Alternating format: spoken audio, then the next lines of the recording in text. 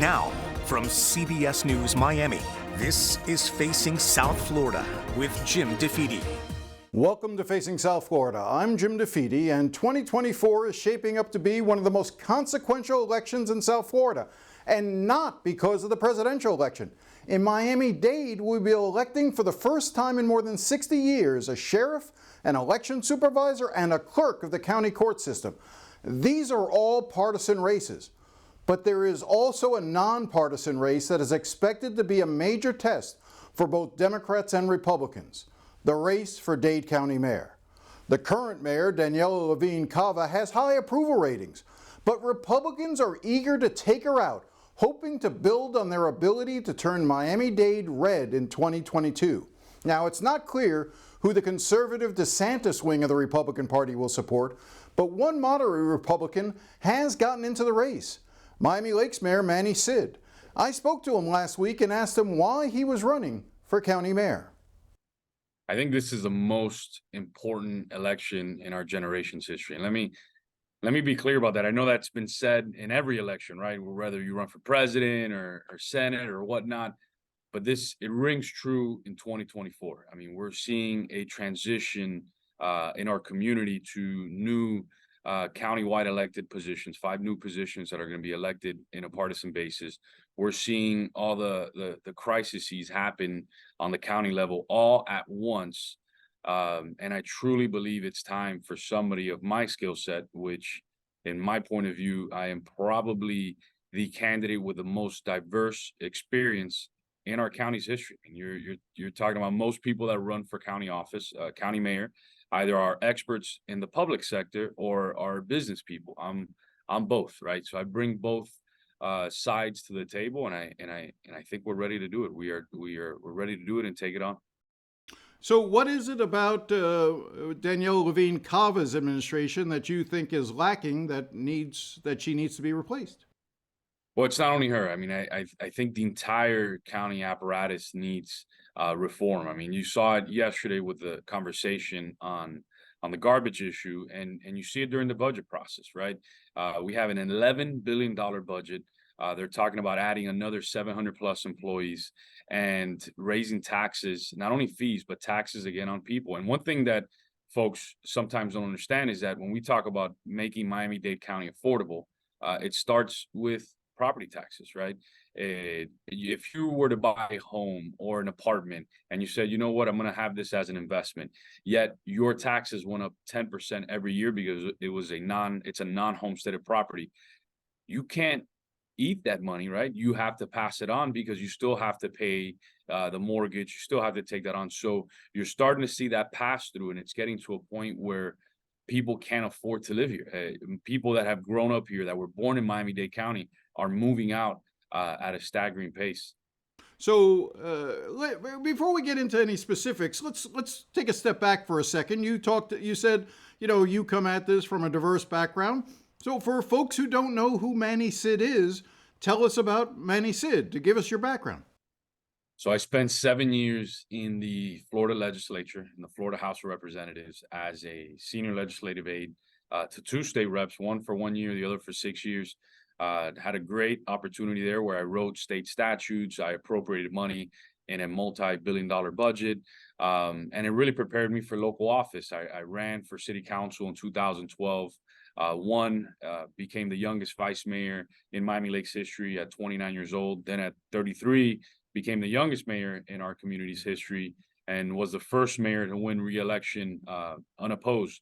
But at the same time, I have my private sector side where I've owned several businesses, and currently I own a restaurant where during the COVID-19 pandemic, it gave me an awakening of the plight of the working class in our community.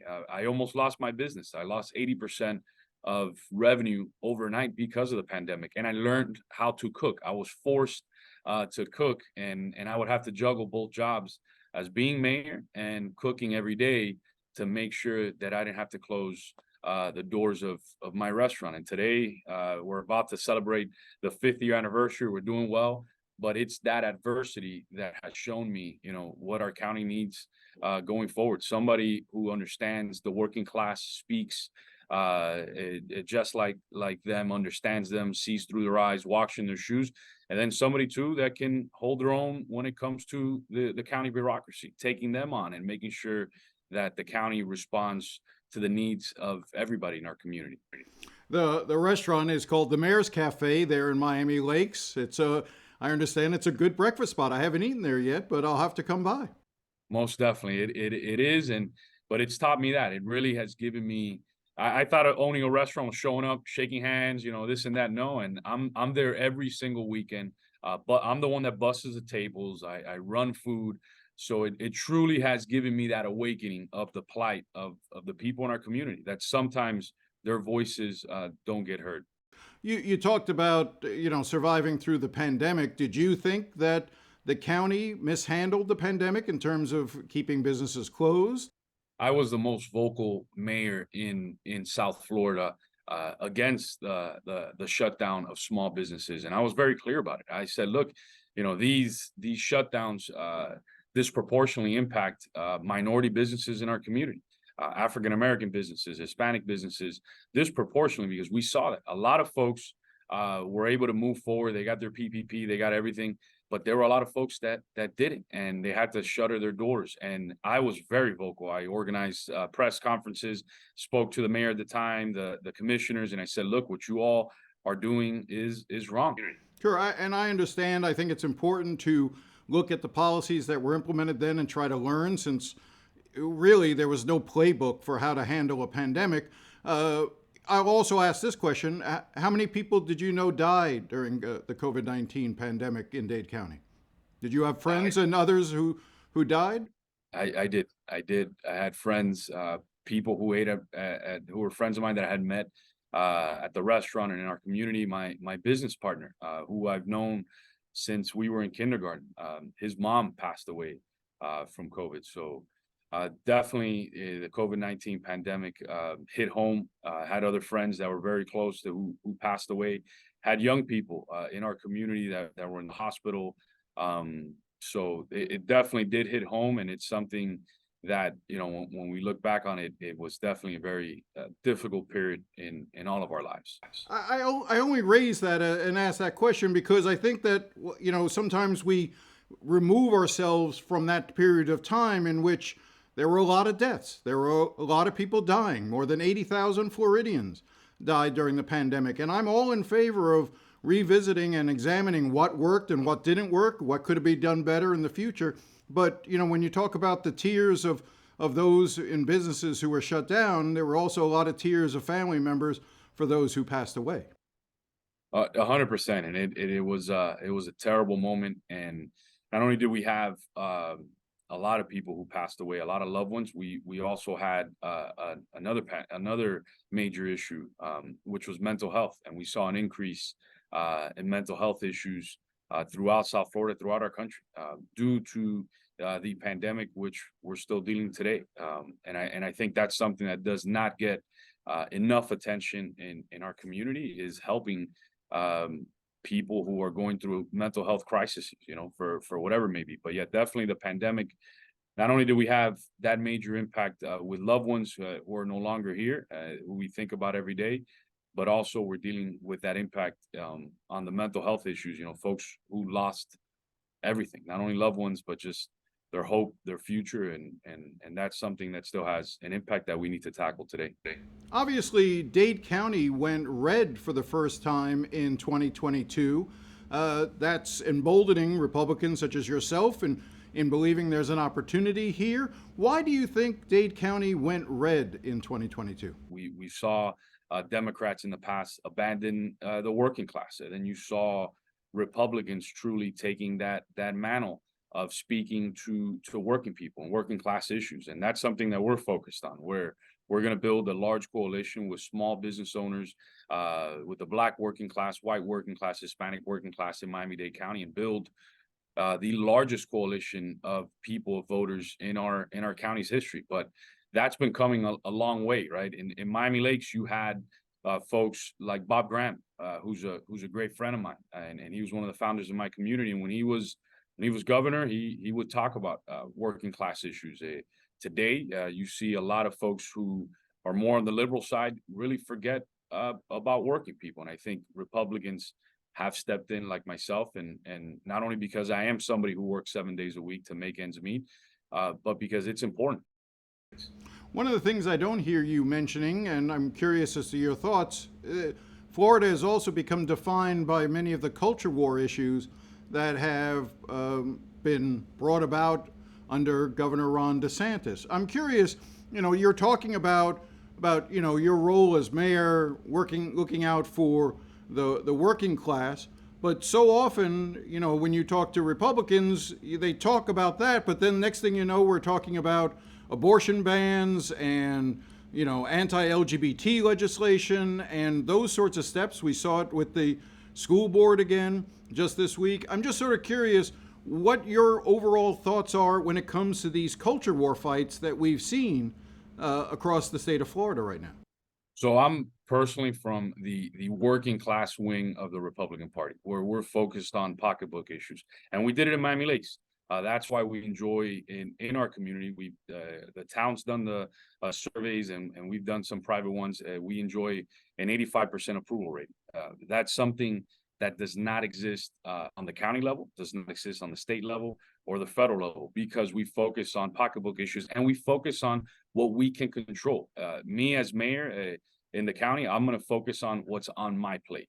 I'm not a congressman. I'm not a president. I'm not a governor. I'm not a state legislator. I'm not going to have an RRD next to my name when I'm on the ballot. So I'm going to focus on pocketbook issues, and I'm going to allow different levels of government who take on some of these issues and talk about it to do that. But as mayor, I'm going to focus on what I did in Miami Lakes, focus on the pocketbook issues that truly translate very well with everybody in our community. When we come back, Ron DeSantis is spending tens of millions of dollars through his super PAC, and yet the more money they spend, the lower he drops in the polls. We explore why that is when we come back. Stay with us. Welcome back. Tim Miller is a never-Trumper and worked on Jeb Bush's presidential campaign back in 2016. He is a writer for The Bulwark, and this week he wrote a really interesting piece about political super PACs and how they are just a waste of money in presidential campaigns. And his clearest example of this is the DeSantis super PAC, Never Back Down. That PAC had $100 million, and more money it's spent, the more DeSantis has dropped in the polls. I started by asking him why he thinks super PACs like DeSantis are failing. So I lived through this in 2016 with Jeb. I was on the campaign side. We had a well-funded super PAC. And at the time, it was thought that this was a path to success in politics, right? You raise a ton of outside money from rich folks. They put that money into ads and other grassroots activism, and that gives your campaign this huge boost. And there's a lot of journalism about this, covering the money race, about how important that is. And the article I wrote is that this is an outdated understanding of how presidential campaigns work, and that these big money super PACs are useless at best, actively harmful, really, maybe at certain times at worst. I think DeSantis has seen that. The PAC's been actively harmful for him in certain ways. And that it shows that people don't understand that this might work in lower level offices where people don't know the candidates that well, or only people that watch this show know the candidates. But in presidential politics, everybody knows the candidates, especially Donald Trump. In this world where people get information in their Facebook feeds, their TikTok feeds, it's on cable news and sports talk radio, they're talking about politics. Politics is everywhere. And so this idea that you can run these 30-second TV ads in Iowa and try to convince people, who have a cultish following to Donald Trump to change their mind based on, some generic cookie cutter ads or a one door knock on the door. It's just this is outdated. These are strategies from, the 20th century. And so these super PACs, I think people obsess over them in the media and the campaigns, and people are getting rich with them. The campaign strategists get rich with them, and they're all worthless. And nobody wants to say it because the political consultants don't want to say it because they're making money. And, I think that rightly people who come from a journalism background, can't be maybe as forthright as I can be coming from having been on the campaign. You're killing me here, Tim. I mean, how are they going to pay my salary if these super PACs aren't putting ads on local TV stations like mine? I have a feeling we're going to get cut off halfway through this interview and they were just going to go to black because what you're saying is so heretical. But sorry, I think it's going to happen that quick, Jim. You're going to be good. Maybe people will start listening to me in 2028 on this, but I think you're good this cycle because for some reason these guys keep torching their money on fire. Even though if you look at DeSantis as prime example, he spent almost probably $100 million now. We won't know in reports in January, but tens and tens of millions. He's gone down. He's lost half of his support. What's that money gone to? Besides paying your salary and beach houses for some political consultants. Well, let me ask you this. Is it just a matter of how they spend the money? Is there a place, maybe not in the scheme of things of the 30-second ad, but you also said not even the door knocking. Is there not a place for PACs to play a role in building ground organizations? I don't think. No, look, I think that there are certain things you can do on the margins. I mean, supporting super PACs that try to get to low information voters and move people, get people interested who aren't interested in politics. Increase your vote share by 1 or 2%. Sure.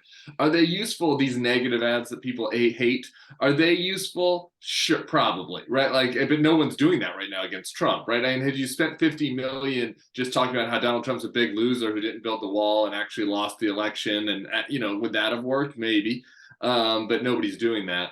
So I think that there's certain things that you can do, but what really doesn't work, and what I was focused on are these, hey, I'm a candidate, and I'm going to have one PAC try to promote me and use this money with 30-second ads and grassroots stuff to try to take me from 0 in the polls to 40, or take me from 10 in the polls to 40, like Ron DeSantis, like Tim Scott, like Nikki Haley. That's working. Who has gone up in the polls the most in the Republican side this cycle? Vivek Ramaswamy. He had no PAC most of the time. He just got one, but they spent almost no money. How has he done it? By going on podcasts, doing interviews like this. He's everywhere, making news, being brand aligned with what MAGA voters want. That's how you do it. That's people actually want, in this day and age, people, have so much access to candidates. They want to know you and hear about you and learn about you. And Vivek is doing it. Mayor Pete did that in 2020, almost rode from no to victory, not with big money ads, but by doing this kind of earned media stuff. So I think there's certain niche things that these PACs can do, but the notion that these $100 million PACs can save a candidate is folly. It's a waste. What do you see the state of the race right now on the Republican side? Total dominance for Donald Trump. I think that it's crazy. I made the analogy in the article. It's like you have one candidate that's Coca-Cola, right? The voters, there's 20% of the Republican Party doesn't like him, but 80% of the Republican Party likes him. 40% are obsessed with him. He's the dominant brand in the party. And all these other candidates are in the field, and they're trying to say, hey, I want to displace the dominant brand without criticizing it. Right. I mean, you would. My analogy was if the RC Cola, marketing team went to the execs and said, "Hey, we can take out Coke by running $50 million in ads, but we're not going to mention Coke. We're not going to say anything that's wrong with Coke. We're just going to hope that people want to start with a new face." That is irrational. That's delusional, and that's what DeSantis, Scott, Haley. That's what they're all doing. They're barely criticizing Trump. He's beating them by 40 points. To be the man, you got to beat the man, and none of them have tried to do that. Well, Chris Christie has, even to some extent, the former vice president has tried a little bit. Asa Hutchinson has tried a little bit. Will Hurd. None of them have gotten any traction, though. That's true. Criticizing Trump is necessary for beating him, but it's not sufficient. Here's the thing, Jim. I wish this wasn't the case. I was a Jeb guy. I was a Mitt Romney guy. I'm an old school establishment moderate Republican. Jeb wouldn't say he's moderate, by the way. I would say I'm moderate. That's me. So I wish Will Hurd or Chris Christie could do it. This Republican Party doesn't want that. The Republican Party voters are MAGA. So I said from the start, the nominee is either going to be Trump or it's going to be somebody else who can give them the MAGA policies, the MAGA energy, the MAGA attitude that they like, but without some of Trump's baggage. And I think that was DeSantis' initial pitch, right? I'll give you the MAGA policies that you like, but I can actually win. I can actually get them done. And I thought that was a good initial pitch for him. It doesn't appeal to me as a moderate anti-Trumper, but I think it appealed to a majority of the party. But unfortunately, he lost his way on that pitch. And so I think that in order to beat Trump, someone has to emerge that has a MAGA message, but can also offer a contrast to Trump. It's challenging, and that's why nobody's been able to do it so far. Why do you think DeSantis lost that argument? Where did he go wrong in this race? Yeah, a couple of places. Number one, he didn't focus on his core message. When was he doing the best? Right after the midterms. That's when he was doing the best in the polls, because voters understood that he had done the migrant gambit, which I thought was gross, but MAGA voters liked. He had won in a huge landslide. The media didn't like him. Sorry, Jim. And that appealed to Republican voters, right? So they're like, hey, maybe we can go to this guy. He also is anti-elite, anti-establishment. He also is MAGA. He can also get stuff done, but he wins, right? That was his elevator pitch. Then what happens? Well, he starts going into these weird culture war fights. He picks this fight with Disney. He tries to get to Trump's right on all these random culture war issues. He gets down into the details on this stuff. He launches the campaign on this weird Twitter space. He doesn't do that good on the campaign trail, right? So all of a sudden, this guy that seemed like a strong candidate that was going to be able to beat Joe Biden and was in touch with the base kind of seemed more like a Ted Cruz, kind of like a weird candidate that's culturally conservative, but not exactly what people are looking for. So I think that he lost the center of the elevator pitch. And if I was him, I would have got in this race right after the midterms and just driven to death this one message. Trump's message in 16, make America great again. DeSantis's in 24 could have been, make America great by winning again. Simple, easy. That's all I'm going to do. And the devil's been in the details for him. How much does personality play in this for DeSantis and the struggles that he's had sort of connecting with people?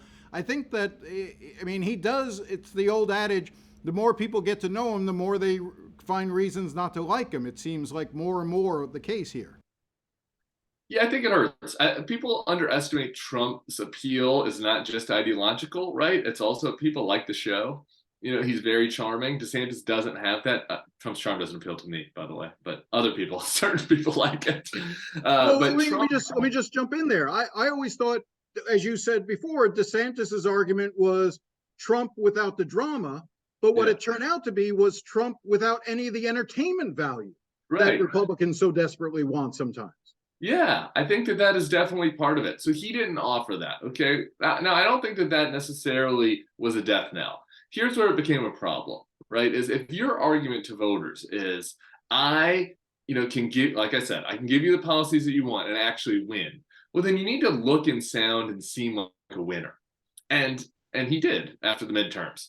But then as you get on the campaign trail, this is where the personality stuff and the culture war stuff plays against you, right? It's like, are we, voters are smart. They started to be like, are we sure this guy is actually a better bet to win than Trump?